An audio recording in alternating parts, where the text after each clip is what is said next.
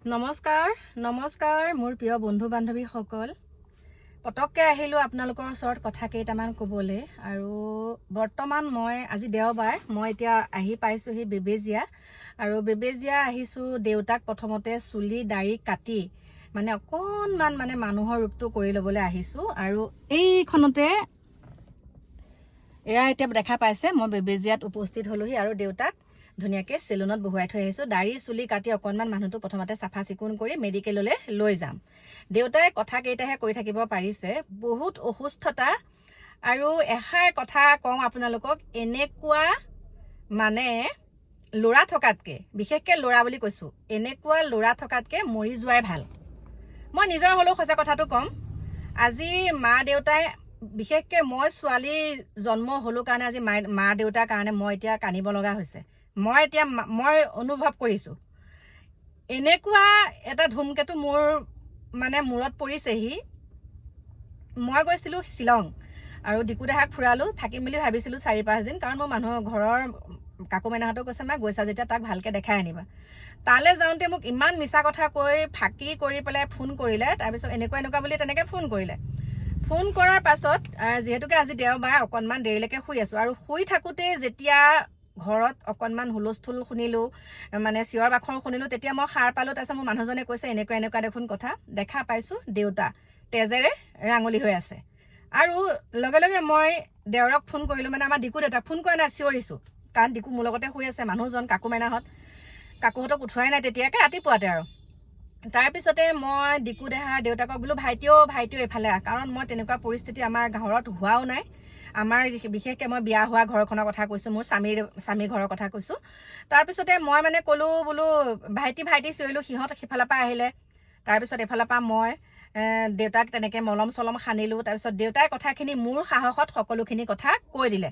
বিশেষকৈ মোৰ সাহসত মই যেতিয়া দম দিছোঁ তেতিয়া মোক গোটেই কথাখিনি কৈ দিলে যে আইজনী এনেকুৱা কথা। এতিয়া শুনক, নিজৰ পিতৃৰ মাতৃৰ পইচা এনেকৈ ইমান আত্মসাৎ কৰিবলৈ কিয় লাজ নাপায়নে বাৰু? নিজৰ পিতৃ মাতৃৰ টকা, পিতৃ মাতৃৰ বৃদ্ধা অৱস্থাত ভালকৈ চোৱা চিতাটোৱে মেইন দায়িত্ব। কিন্তু সেই পিতৃ মাতৃৰ পইচা মাৰপিট কৰি যেতিয়া পুত্ৰই লৈ যায়, আৰু ATM-ত দেউতাৰ বহুত পইচা আছিলে। এতিয়া মই ATM দেউতাৰ লগত আহি চেক কৰিছোঁ, মাত্ৰ 200 টকা আছে। লাখ টকাৰ ভিতৰত মাত্ৰ 200 টকা আছে। মই এই ভিডিঅ'টো বনোৱা এটা কাৰণ আছে, কাৰণ বহুতে ভুল বুজি থাকিবতো, সেইকাৰণে মই বনাইছোঁ।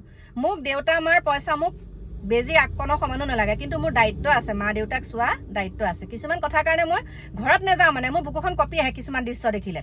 কিন্তু সেইখিনি আহি এতিয়া মোৰ ঘৰত একো প্ৰব্লেম নাই, মোৰ ল'ৰা ছোৱালীৰ লগত একো প্ৰব্লেম নাই, মোৰ বিশেষকৈ মোৰ পৰিয়ালৰ লগত কাৰো লগত মোৰ একো প্ৰব্লেম নাই। কিন্তু প্ৰব্লেমটো ক'ৰ পৰা হ'ল জানে? মোৰ মা ঘৰখনৰ পৰা মোৰ বহুত প্ৰব্লেম।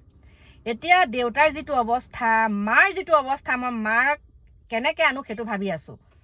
আৰু কি কথা কি বতৰা সেইখিনি বাৰু মই আপোনালোকক জনাম। কিন্তু মই বৰ নিৰুপায় হৈছোঁ। এতিয়া ধৰক ময়ো মানুহজনী বেমাৰী, আৰু মা দেউতাক যদি একেবাৰে মোৰ লগত, এতিয়া দেউতাই মোৰ ওচৰৰ পৰা কেতিয়াও নাযায়, গতিকে মাও মোৰ ওচৰৰ পৰা নাযাব। মাকো বহুতখিনি টৰ্চাৰ কৰিহে ৰখা হৈছে। কিন্তু মই এটা কথা কৈছোঁ, এতিয়া যদি মই মোৰ লগত দেউতাক ৰাখোঁ, এই ভিডিঅ'টো এটা কাৰণেই সাক্ষী হৈছে, দেউতাক ৰাখিলে কোনেও যাতে মোক এটাও যাতে বিৰূপ মন্তব্য দিব নোৱাৰিব। কাৰণ দেউতাৰ মুখেৰে আপোনালোকে শুনিব দেউতাৰ দাঁতকেইটা নাই, আৰু দেউতাৰ দাঁতকেইটা নাই কাৰণে স্পষ্টকৈ কথাবিলাক দেউতাৰ মুখত আপোনালোকে শুনা দেউতাই ক'ব নাজানিব। এতিয়া মই একে চুলিত ৰং কৰি দিব দিছিলোঁ, বোলো যেনেকুৱা অৱস্থা হৈ আহিছে, দেউতাৰ চুলিত ৰং কৰিলে বোলে ইনফেকশ্যন হয়, সেইকাৰণে চুলিত ৰং নকৰে। বাকী দাড়ি চুলি চব কাটিব দিছোঁ। আৰু এতিয়া চব কাপোৰ, খালী লং পেণ্টটো পিন্ধি আছে তেজেৰে ৰাঙলী, গোটেই গাত ক'লা তেজ, মৰা তেজ। এতিয়া মেডিকেল লৈ যাওঁ, আৰু লগতে সকলোখিনি দেউতাক কিনি দিব লাগিব, সকলোখিনি। কাৰণ মই এতিয়া ঘৰলৈ সেইবিলাক বস্তু আনিবলৈ যোৱা ডাঙৰ এখন সংঘাত হ'ব। লাজ লাগিছে এনেকুৱাখিনি কটা। কোন ল'ৰা ছোৱালীয়ে বাৰু নিজৰ পিতৃ মাতৃৰ পইচা এনেকৈ আত্মসাৎ কৰে হা? গতিকে মই এই ভিডিঅ'টোৰ যোগেদি কৈছোঁ, মোৰ ঘৰততো বাৰু কোনোদিন প্ৰৱেশ নিষেধ, বেয়া কাম কৰা মানুহ মোৰ ঘৰত আহিব নোৱাৰে, বছ এটাই কথা। আৰু এতিয়া দেউতাৰ দায়িত্ব মই লৈছোঁ, যিমানখিনি পাৰোঁ মই চাই লওঁ। প্ৰচেছ কিছুমানো আছে, মই একেবাৰে চাই কৰি লওঁ দেউতাৰো ক'ব আপোনালোকক।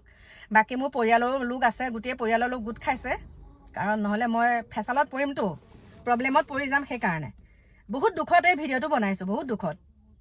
আৰু দেউতাক মাক যিমানে বেয়া নহওক কিয়, সন্তানৰ হয়নে নহয়, মাক দেউতাক যিমানে বেয়া নহওক কিয়, মানে কেতিয়াও এনেকুৱাখিনি কৰিব নালাগে। এতিয়া দেউতাই মোক কৈছে, আইজনী মোৰ ATMটো বচোন, কাৰণ পইচা পাতিও কথা আছে বোলো, তই সেইটো মই মাতো দে, টেনশ্যন ল'ব নালাগে। তাৰপিছতে মই মিনি ষ্টেটমেণ্ট মাৰিলোঁ, চালোঁ, কালি দিনটোতে 50,000 টকা ট্ৰেন্সফাৰ কৰিছে। খালি পইচাক লৈ কাজিয়া, আমাৰ ছোৱালীক লৈ নহয়, আমাৰ ল'ৰাকেইটাই খালি দেউতাৰ পইচাক লৈয়ে এনেকৈ নাতি পুতিলৈকে আৰু নাতি পুতিলৈকে খালি দেউতাৰ পইচাখিনি লৈয়ে মানে কাজিয়া পেচাল খোৱা কামোৰা। গতিকে মই এই ভিডিঅ'টোৰ যোগেদি কৈছোঁ, এইখিনি বয়সত মোৰ ওচৰলৈ গতিয়াই পঠিয়াই দিলে হয়, গটাই মাৰি পঠাই দিলে দেউতাক, কিন্তু পইচা তোহোঁতে খাবলৈ কেনেকৈ লাখ লাখ টকা নি পেলাই মানুহটোক এনেকৈ এতিয়া ৰাস্তাত দলিয়াই দিলি, আৰু সেই দায়িত্ব এতিয়া মই ল'ব লগা হৈছে, হয়নে নহয়, মই ল'ব লগা হৈছে। গতিকে প্ৰিয় বন্ধু বান্ধৱীসকল, বহুত দুখত কৈছোঁ, এইখিনি সময়ত পিতৃ মাতৃক শুশ্ৰূষা কৰিবলৈ পোৱাটো এটা বহুত সৌভাগ্যৰ কথা। গতিকে মই সেইখিনিকে শিৰত পাতি লৈছোঁ, আৰু আপোনালোকক মই দেখাবলৈ লাজ নকৰোঁ, সকলোখিনি আপোনালোকক দেখাম দেই। এতিয়া দেউতাক মানে তাত থৈ আহি পেলাইহে মই ভিডিঅ'টো ইয়াত বনাইছোঁহি। বহুত দুখ লাগিছে, বাকী দেখাই আছোঁ ৰ'ব।